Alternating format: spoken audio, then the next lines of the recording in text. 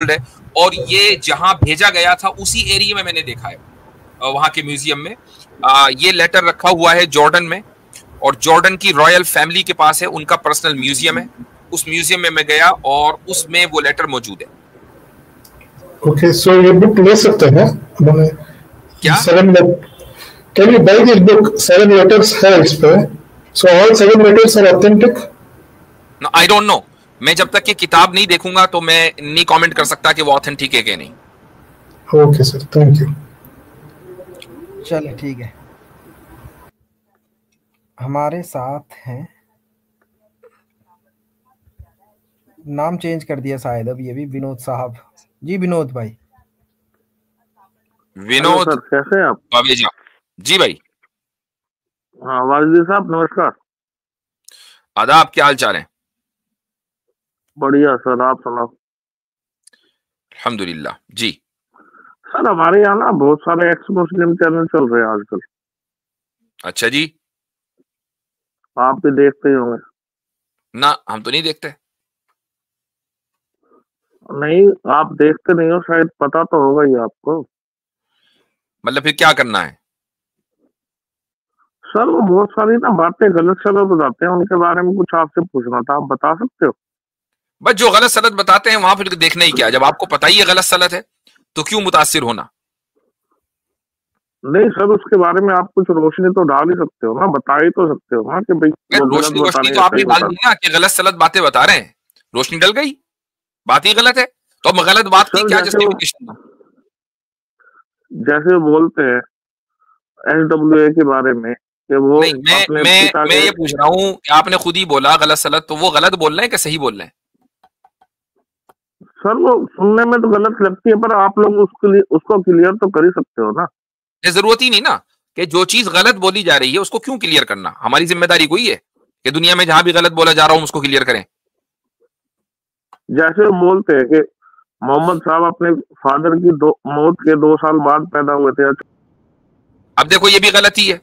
इसके ऊपर हमारे उसमें से किसी ने वीडियो बनाई थी, एक किसने बनाई थी कुछ दिन पहले, वो बनाई थी गालिबन मौलाना उमेर साहब ने। तो अब आजकल वो एक्टिव नहीं है, लेकिन बड़ी तफसील से वो वीडियो बनाई थी। तो वो गलत बोलते हैं भाई।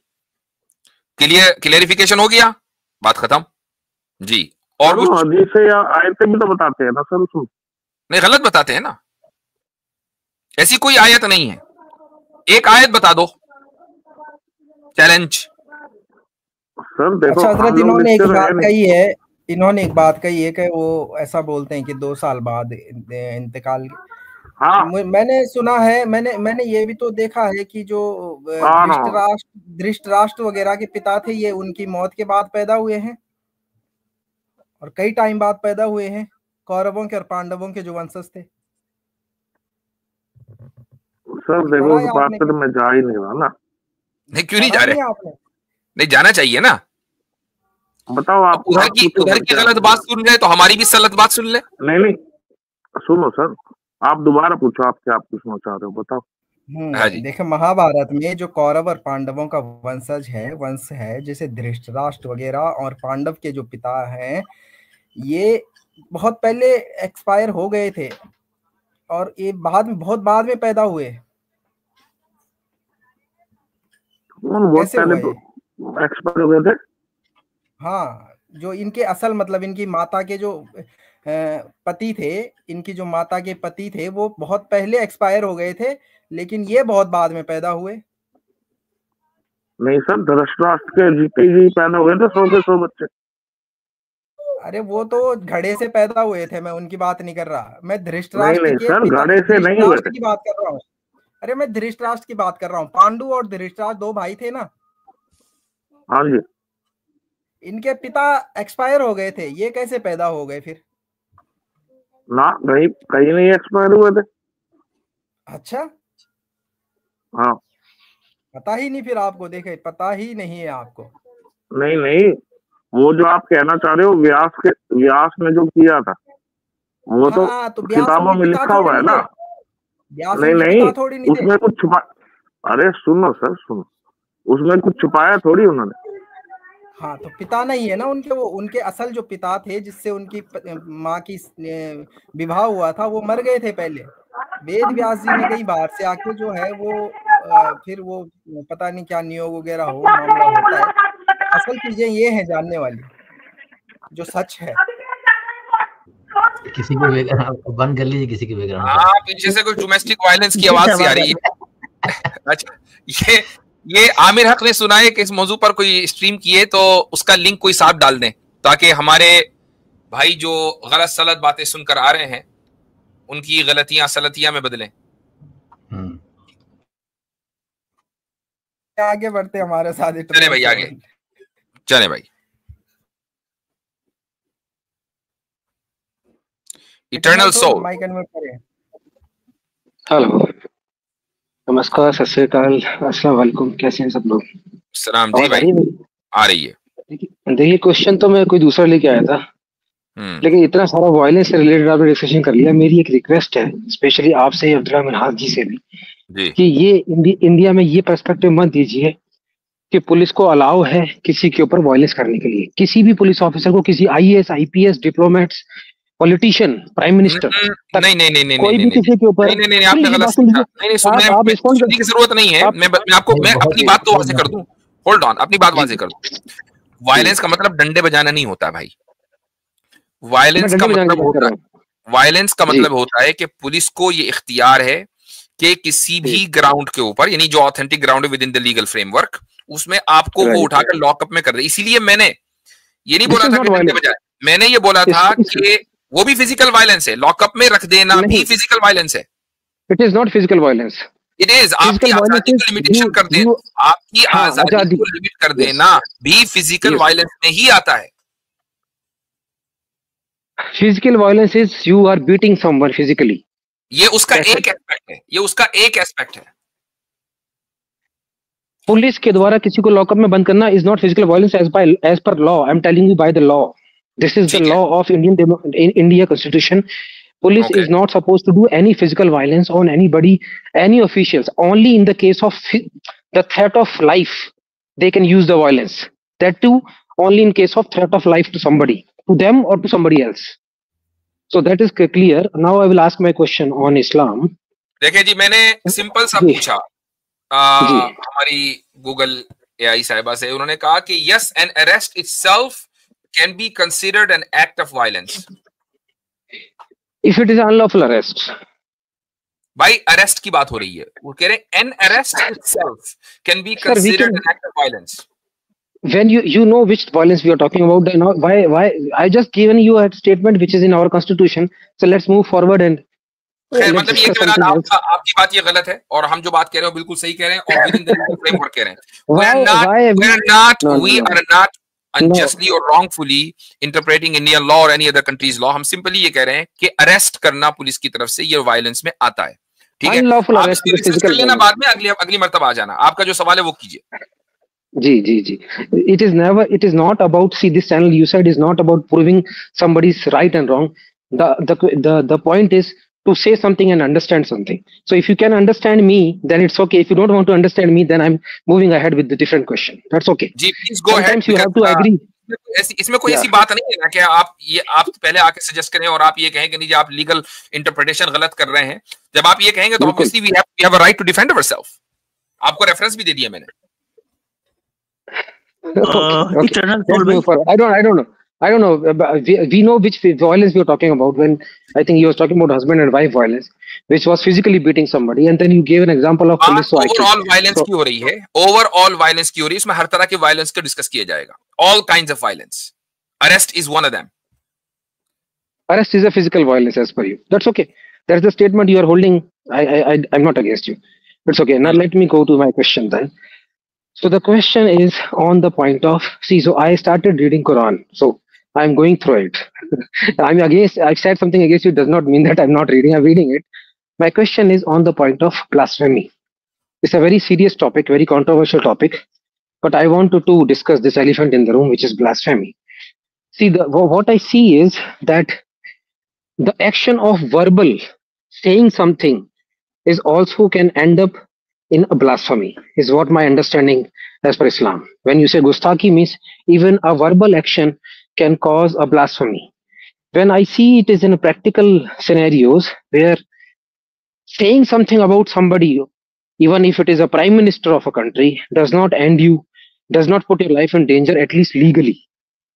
Some people may get aggravated. So first of all, I want to understand, is it the people who are doing this, or is it the Islam who is saying them that even if it is verbally, if somebody is abusing someone, then also you're supposed to punish him? First of all, that's the question I want to clarify, then I will move ahead.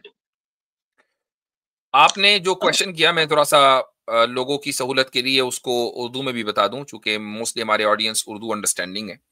हमारे भाई का सवाल ये है कि क्या ज़बानी तौर पर रसूलुल्लाह सल्लल्लाहु अलैहि वसल्लम पर तनकीद करना ये ब्लास्फेमी एक्ट में आता है या नहीं, कि जिसकी वजह से एक इंसान की जान खतरे में आ सकती है? ठीक है, ये सवाल है ना आपका? जी जी बिल्कुल, सॉरी मैं इंग्लिश में बोल गया, मैं अभी हिंदी में ही कंट्री करूंगा, मुझे याद नहीं रहा actually. Criticizing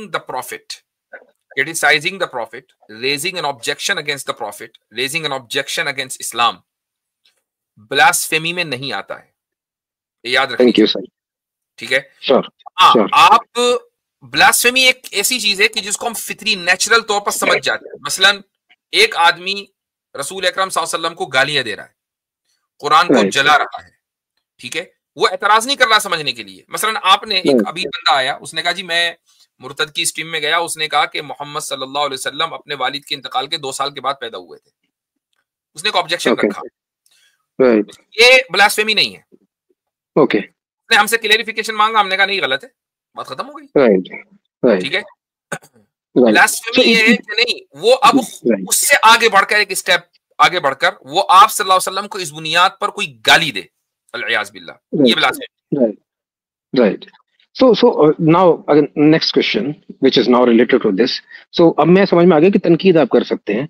Now when you say abusing someone, so abuse करना भी एक ब्लास्फेमी है, और एक फिजिकल एक्ट तो ब्लास्फेमी में मैं मान ही के रहा हूँ, क्योंकि अब्यूज पे आप बोल रहे हैं। तो इसमें डिफरेंस क्या आएगा? Is it same punishment even if you abuse? अच्छा, दूसरी बात ये भी है कि पनिशमेंट के ताल्लुक से भी मैं आपको बता दूं, पहले पनिशमेंट के ताल्लुक से भी मैं आपको बता दूं कि एक आदमी ने मसलन, अच्छा नहीं वो मसला इर्तिदाद का है जी, इसमें जो है पनिशमेंट एक ही है, चाहे वर्बल ब्लास्फेमी हो या बाय एक्ट हो, प्रैक्टिकल हो, चूंकि दोनों का जो इम्पैक्ट है, बाज मर्तबा जो वर्बल ब्लास्फेमी होती है उसका इम्पैक्ट ज्यादा होता है जो एक्शन के जरिए ब्लास्फेमी की जाती है उसके मुकाबले में। जी जी बिल्कुल। और वैसे मेरा तो पॉइंट ऑफ व्यू ये है कि कैसे किसी की कोई भी डिसरिस्पेक्टफुली बोलना इज रॉन्ग, तो मैं तो इस पे तो मैं सहमत करता हूँ, बट तनकीद करना या किसी पे डिस्कशन करना, people should not get offended, because right है पूछने का, तभी कुछ समझ में आएगा इंसान को। बिकॉज एक लफ्ज है, देखिए मैं आपको एक चीज बताता हूँ, तनकीद और तनकीस दो उर्दू के अरबी के लफ्ज है। तनकीद का मतलब है आप कोई एतराज कर रहे हैं, तो भाई ऐसा क्यों किया। तनकीस का मतलब ये है कि आप उसको डिग्रेड कर रहे हैं। राइट, ब्लास्फेमी डिग्रेड करना है, एतराज करना नहीं है। ओके, अगर एतराज करना ब्लास्फेमी होता तो हम यहाँ पर आप लोगों के एतराज़ात सुनने के लिए कभी ना बैठते। हमें क्या शौक है ब्लास्फेमी सुनने का।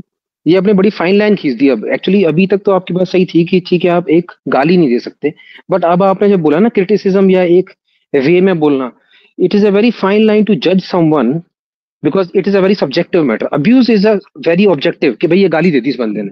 बट जब आप ये सल्लल्लाहु अलैहि वसल्लम की जिंदगी अगर आप पढ़ेंगे, पूरी जिंदगी 23 साल की जो नबूवत के बाद की है, 13 साल मक्का में और 10 साल मदीने में, क्रिटिसिज्म ही तो आप सल्लल्लाहु अलैहि वसल्लम के सामने हुआ है। बिल्कुल, हर बात के ऊपर क्रिटिसिज्म हुआ, ऐसा क्यों किया, ऐसा क्यों नहीं किया। हजरत ज़ैनब से निकाह हुआ, क्रिटिसाइज किया। इसी तरीके से मसलन हिजरत करके मदीना आए तो यहूदियों ने क्रिटिसाइज करना शुरू किया, जरा इनसे पूछो रूह के बारे में, जरा इनसे पूछो फला चीज के बारे में, इनको तो कुछ नहीं पता वगैरह वगैरह। कोई उनको कोई इल्जाम लगा रहे, ये सारे के सारे जो है क्रिटिसिज्म थे। और कुछ ब्लास्फेमी थी, तो जहां जहां ब्लास्फेमी हुई और इस्लामी हुकूमत बन गई तो इस्लामी हुकूमत ने ब्लास्फेमी के ऊपर एक्शन लिया और सजा दी, और जहां जहां क्रिटिसिज्म था वहां जवाब दिया। Right right. मैं एक क्वेश्चन इसलिए पूछ रहा हूँ क्योंकि मैंने अब तक जो भी क्वेश्चन पूछे हैं, they are mostly very basic question on the fundamentals, but now that I started reading I might, मेरे पास क्वेश्चंस कुछ ऐसे भी आएंगे जो प्रॉफेट मोहम्मद से रिलेटेड भी हो सकते हैं। मेरा डर ये है कि मेरा जो क्वेश्चन है वो उस जुमले में ना चला जाए कि ये कोई लोग बोलना शुरू कर दें कि ये बंदा, अभी भी लोग ये बोल रहे हैं कि ये ब्लास्फेमी कर रहा है तो मैं इसको, मुझे बड़ा डर लगता है कि लोग इस तरीके से जज ना करें, क्योंकि ये जजमेंट होना शुरू हो जाए तो फिर डर लगता है आने में भी चैनल के ऊपर, क्योंकि एक मुझे पता है लाइन, फाइन लाइन कहाँ पर है, बट फिर भी मैं पहले ही पूछ लेता हूँ, आगे फ्यूचर में मेरे को फिर मैं इसमें फंस जाऊं, डर लगता है मुझे इस चीज का। तो क्योंकि और मुझे इस बात का बड़ा डर लगता है, इस तरीके का मतलब मुझे ये एनवायरनमेंट जो बना दिया है ना, मैं तो आपसे भी रिक्वेस्ट करूंगा कि थोड़ा सा काम डाउन रहना चाहिए अपनी नर्व्स के ऊपर, कि आप इतनी जल्दी हर चीज को ऊपर blasphemy should be very big deal, बहुत बड़ी बात होनी चाहिए। मैं तो खुद ही पहले, if you are asking me personally, मैं तो नहीं कहता हूँ वो बात, मैंने तो खुद ही फाइल जी जी जी जी, क्योंकि इतना आसानी से नहीं लगा सकते आप कि ब्लास्फेमी होगी, क्योंकि मेरे हिसाब से बहुत बड़ी बात है ब्लास्फेमी किसी के लिए करना, और उसके लिए बहुत खतरनाक इंटेंशन इंसान की होनी चाहिए ये करने के लिए। तो एक नॉर्मल इंसान तो नहीं करना चाहेगा ऐसा कुछ भी, किसी भी इंसान के लिए, फॉरगेट अबाउट कि वो प्रॉफेट मोहम्मद भी करेगा, किसी भी। सवाल हो गया, बस इतना ही है सर, यही था। Thank you. चले ठीक है, ओके, थैंक यू चले ठीक है, इजाजत लेंगे आपसे। हमारे साथ हैं सूर्यपुत्र कर्ण। अच्छा, एक चीज और मैं इसमें इजाफा भी कर दूं थोड़ा सा, वो चले गए लेकिन मैं एक चीज और बता दूं कि एक मुसलमान अगर रसूल अकरम सल्लल्लाहु अलैहि वसल्लम के ऊपर एतराज करता है और क्रिटिसाइज करता है आप सल्लल्लाहु अलैहि वसल्लम को, तो ये एतराज और क्रिटिसाइज करना उसको ईमान से खारिज कर देगा, ये मैं बता दूं आपको। हाँ, वो सोर्स के ऊपर एतराज कर सकता है कि यार ये हदीस ठीक नहीं है, यार ये रावी गड़बड़ है, आप सल्लल्लाहु अलैहि वसल्लम ऐसा नहीं कर सकते, ठीक है, ये तो वो कर सकता है। लेकिन अगर वो ये करे कि नहीं रसूलुल्लाह सल्लल्लाहु अलैहि वसल्लम ने ये गलत किया, मुझे इसके ऊपर ऑब्जेक्शन है, अब क्या हुआ, अगरचे ये क्रिटिसिज्म की डेफिनेशन में आता है, वो ब्लास्फेमी नहीं कर रहा है, वो क्रिटिसिज्म के डेफिनेशन में आएगा, लेकिन चूंकि उस मुसलमान ने किया है और मुसलमान का ईमान और यकीन रसूलुल्लाह सल्लल्लाहु अलैहि वसल्लम पर 100% होना चाहिए, चूंकि वो उनकी जो पोजीशन मुसलमानों के नजदीक है वो क्या है, इन्नका लअला खुलुकिन अज़ीम, कि आपका जो है वो बेस्ट मोरल कंडक्ट है, यानी आप ही स्टैंडर्ड है मोरालिटी के। अब अगर एक आदमी मोरालिटी का स्टैंडर्ड मानने के बावजूद आप सल्लल्लाहु अलैहि वसल्लम पर एतराज कर रहा है किसी चीज के मोरल होने को, इसका मतलब ये हुआ कि वो आप अलैहिस्सलाम को मोरालिटी का हाईएस्ट स्टैंडर्ड नहीं मानता, आपकी जिंदगी को उसवा हसना नहीं मानता, and therefore he is out of Islam. तो ये क्लेरिफिकेशन भी बहुत जरूरी है, चूंकि वो गैर मुस्लिम थे इसलिए मैंने उनको कहा कि आप अगर कोई एतराज कर रहे हैं वो आपको हक है, एक मुसलमान को आपकी जात पर एतराज करने का हक नहीं है। हाँ, उस रिसोर्स के ऊपर या जहां से वो बात चली आ रही है, किसी हदीस की किताब में है, कोई तारीख की किताब में, उस पर वो एतराज करता है, उसकी वजह से वो इस्लाम से खारिज नहीं होगा। जी, नेक्स्ट कॉलर। जी सूर्यपुत्र कर्ण साहब, आप अपना माइक अनम्यूट करें और इसके बाद सैम को लें। Hello, am I audible? जी हाँ। हाँ मुफ्ती साहब, मैं पहले भी आया था लेकिन हमारी बात नहीं हो पाई थी क्योंकि नेट का मसला था। तो मुझे आपसे यह बात करना है कि अगर आप कुरान और गीता को कंपेयर करेंगे तो गीता में फ्री विल की बात है और कुरान में कहीं भी फ्री विल की बात नहीं है। और ऐसा लग रहा है यूहान बात कर रहे हो। और कुरान में बहुत जगह यह बताया गया है कि कन्वर्जन को लेके, और वहीं गीता में फोर्स कन्वर्जन का कोई कॉन्सेप्ट नहीं है। इस पे आपको क्या करना? तो मतलब इससे क्या फर्क पड़ता है? मतलब गीता में अगर कन्वर्जन का कॉन्सेप्ट नहीं है तो गीता अच्छी हो गई? मैं कह रहा हूँ कि कुरान में फ्री विल नहीं है और फोर्स कन्वर्जन भी है, और इसका एग्जांपल हम हिस्ट्री में भी है। और फ्री विल को डिफाइन करें, फ्री विल को डिफाइन करें जरा। हाँ, यानी दोनों, एक तो वो, उससे पहले इस पर आ जाएं कि कुरान में फोर्स कन्वर्जन है और गीता में फोर्स कन्वर्जन नहीं है। इससे पहले, फोर्स कन्वर्जन से पहले कन्वर्जन पे बात करते हैं। कन्वर्जन दुरुस्त है? हूं क्या? फोर्स कन्वर्जन गलत है, चाहे किसी भी धर्म या किसी की बात पूछ रहा हूं। कन्वर्जन सही है कि गलत है? कन्वर्जन गलत है। कन्वर्जन ही गलत है? अच्छा, क्यों? तो फिर तो फ्री विल नहीं है आपके पास, फिर फ्री विल पर क्यों एतराज किया कुरान को लेके? कन्वर्ट हो सकता है, लेकिन फोर्सफुली अगर हो रहा है तो ये गलत। तो कन्वर्ट तो हो सकता है ना बंदा। हाँ, अगर अपने मन से हो रहा है तो ठीक। अपने मन से एक आदमी हिंदू से मुसलमान बन सकता है या कुछ और बन सकता है, राइट? कोई मसला तो नहीं। हाँ, नो। अच्छा, अब ये है कि जब ये बात हो गई फोर्स कन्वर्जन बुरा है, तो अब मुझे बताएं कुरान में फोर्स कन्वर्जन किधर है? कुरान में यह बताया गया है कि जो अल्लाह के विल को नहीं मानते उस पे उसे फोर्सफुली मनाओ। किधर है? किधर है, किधर है? हिस्ट्री में जितने भी इस्लामिक इन्वेजन हुए कुरान की बात हो रही है, हिस्ट्री पे नहीं जाना है। गेम चेंज नहीं करना है, गोल पोस्ट चेंज करने नहीं दूंगा। कुरान और गीता का कंपैरिजन किया ना, कुरान से हवाला चाहिए।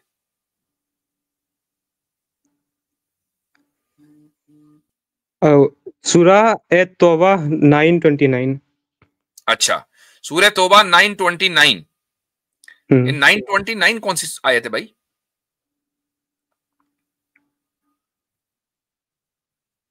तर्जुमा करो, आयत तो नहीं पढ़ सकते, तर्जुमा करो। Fight those who do not believe in Allah or in the last day and who do not consider unlawful what Allah and His Messenger have made unlawful, and who do not adopt the religion truth from those who were given a scripture. Fight until they give the jizya tax. हाँ, okay, ठीक है। अब ये मैं आपके सामने आयत पढ़ने के निकाल रहा हूं, ये रही।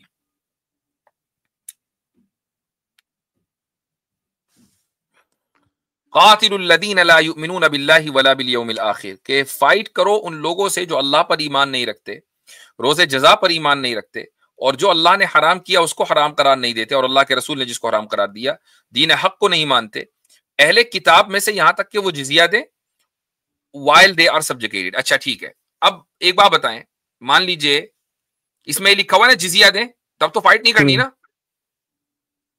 तो जिजिया क्यों दे? नहीं, एक मिनट, बात कन्वर्जन की हो रही ना। अगर मान लो एक आदमी जिजिया दे देता है, अब तो फाइट नहीं करनी। जिजिया क्यों दे? एक बात में करेंगे, अगर जिजिया दे दिया फाइट रुकेगी कि नहीं रुकेगी? औरंगजेब ने तो जिजिया के नाम पे कितने भाई घुटने में है क्या अकल? मैं पूछ रहा हूँ, जिजिया अगर एक आदमी ने दे दिया, फाइट रुकेगी कि नहीं रुकेगी? ठीक है, मान लेते हैं जिजिया अगर दे दिया तो फाइट रुक जाएगी। ठीक है। अच्छा, जिजिया देने से बंदा मुसलमान हो जाता है? नहीं, तो फोर्स कन्वर्जन का हुआ इसमें। फोर्स कन्वर्जन अगर इस्लाम में होता तो ये होता उस वक्त तक फाइट करते रहो जब तक कि वो कलमा ना पढ़ लें। जिजिया की तो बात ही ना होती है। अच्छा, यही नियम अगर मुसलमान इंडिया में लग जाए कि मुसलमान इंडिया में तभी रह सकते हैं जब किसी खास प्रकार का टैक्स देना पड़े, तो क्या ठीक है? लगा लेना, जब लगा लो तो बात करना। अभी बात कुरान की आयत पर है, don't dodge the question. Question ये है कि आपने कहा कुरान में फोर्स कन्वर्जन है, ये आयत का हवाला दिया। आयत में फोर्स कन्वर्जन नहीं, जिजिया की बात है। जिजिया देने से कन्वर्जन नहीं होता, तो फोर्स कन्वर्जन कुरान से साबित कैसे हुआ? पॉइंट ये है, इंडिया में जब लगेगा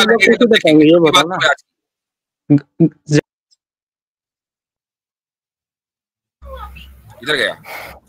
यही है भाई, सुन्नी पर आप सुन नहीं रहे ढंग से। सुने आप बात, सुने, बोले, जवाब दें आप। तो जो आपने कहा गीता और कुरान को कंपेयर किया ना, और कुरान पे लगा दिया इल्जाम फोर्स कन्वर्जन का, आयत का हवाला दे दिया, उसमें फोर्स कन्वर्जन नहीं है, बात खत्म। अच्छा जी, तो अब आप कन्वर्जन को ठीक मानते हैं, फोर्स कन्वर्जन आप साबित नहीं कर सकते, तो गीता और कुरान का कंपैरिजन जो आपने किया वो हो गया गलत। ठीक है, आपका पहला ऑब्जेक्शन, पहला ऑब्जेक्शन खत्म हो चुका है जी। मुफ्ती साहब एक बात बताएं, गरीब लोग जजिया कैसे देंगे? नहीं देंगे। तो उन्हें कन्वर्ट होना पड़ेगा ना? नहीं होना पड़ेगा। इसका एग्जांपल इस्लामिक इन्वेजन में हमने देख चुका है इंडिया में। इसका एग्जांपल चाहे आप कुरान से बात हो रही है, कुरान से बात हो रही है, व्हाट्सएप से बात नहीं हो रही है। मुझसे जब बात करनी है तो कुरान और हदीस की रोशनी में बात किया करो। व्हाट्सएप से जो आपको ज्ञान प्राप्त हो रहा है ना, वो यहाँ नहीं चलने वाला। ईमानदारी से बताओ, दिन भर में कितने व्हाट्सएप के फॉरवर्डेड आते हैं ऐसे? 10 या 20? कितने आते हैं ऐसे व्हाट्सएप पे फॉरवर्डेड मैसेज? चलो निकालो, पागल हो चुका। ये जो पागलपन का दौरा पड़ा है ना, ये इसलिए पड़ा है कि एक्सपोज हो गया। तो चलो खैर, ऐसे लोगों का इलाज यही होता है। नहीं, और तो हजरत आपकी जो बात हो तो सही साबित हो रही है, मतलब लाइव लोग आगे सबूत दे रहे हैं माशाल्लाह। हाँ, असल में अच्छा, फिर कुछ लोग ये कहते हैं कि हम बाज मर्तबा सख्ती से पेश आते हैं।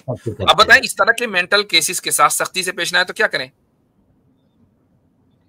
बकायदा सख्ती से आना चाहिए और भेजना चाहिए इनको। तो ये रसूल की सुन्नत है कि ऐसे लोगों के साथ इसी तरीके से सख्ती से पेश आया जाए, यही तरीका है। आप हर एक के साथ हाँ, तो अच्छा ये लोग क्या है, शराब पी, इस वक्त तो शराब का वक्त है, तो शराब वराब पीकर, ड्रग्स लेकर और जनाब भांग पीकर ये लोग हमारी स्ट्रीमों में आते हैं और आकर ये समझते हैं कि हमने भाई क्या ऑब्जेक्शन मार दिया है। वो व्हाट्सएप की फॉरवर्ड्स, अच्छा वो हंस इसलिए रहा है कि उसके पास उसका जमीर उसको अंदर से मलामत कर रहा है कि यार बात तो सही है, पढ़ा तो व्हाट्सएप पे ही था मैंने, इसलिए हंस रहा है। चले भाई अगले कॉलर को ले। हमारे साथ हैं सैम। जी भाई। अस्सलाम वालेकुम सर। अस्सलाम। मुसलमान है? जी मैं मुसलमान हूँ सर, लेकिन मैं इन्फ्लुएंस हो रहा हूँ वो एथिज्म और लिबरलिज्म सर, और इससे मतलब शायद शैतान जो है ना मेरे मन में ये एक्स मुस्लिम वाला ख्यालात भी लाता है बीच बीच में। और ये जो क्वेश्चंस है ना मेरे, ये सब ये यूट्यूब इंस्टाग्राम इनमें वायरल टॉपिक है ये सब, मतलब इस्लाम को हेट दिया जाता है इन टॉपिक के ऊपर। अच्छा एक बात बताएं, थोड़ा सा आप क्या पढ़ते हैं या पढ़ चुके हैं? जी मैं वो मेडिकल के लिए पढ़ाई कर रहा हूँ, मतलब एंट्रेंस के लिए, और इस्लामिक के लिए मैं मतलब इमाम साहब से पढ़ रहा हूँ। ठीक है, ये जो मेडिकल एंट्रेंस की आप तैयारी कर रहे हैं, एग्जाम दिया अभी तक या नहीं दिया? एक बार दिया था सर। अच्छा, तो क्लियर नहीं कर पाए? क्लियर मतलब वो बिना प्रिपरेशन के दिया था, जो एग्जाम के 12th के बाद जो फॉरन जो होता है ना उसमें। अच्छा ठीक है, दैट्स फाइन। हाँ सही है। अच्छा जी, तो आपको जो नॉलेज है इस्लाम की तो कोई खास है नहीं, ये तो बात सही है ना?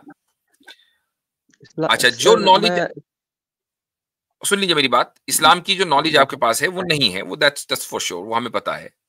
ना कि हम आपका कोई मजाक उड़ा रहे, वो बात नहीं है, लेकिन ये एक फैक्ट है, आम मुसलमानों को डीप नॉलेज नहीं होती है, वो आपको भी नहीं है। ज्यादा से ज्यादा आप यही तो जानते होंगे ना, नमाज ऐसे पढ़ते हैं, रोजा ऐसे रखते हैं, दैट्स ऑल, जो बहरहाल काफी नहीं है।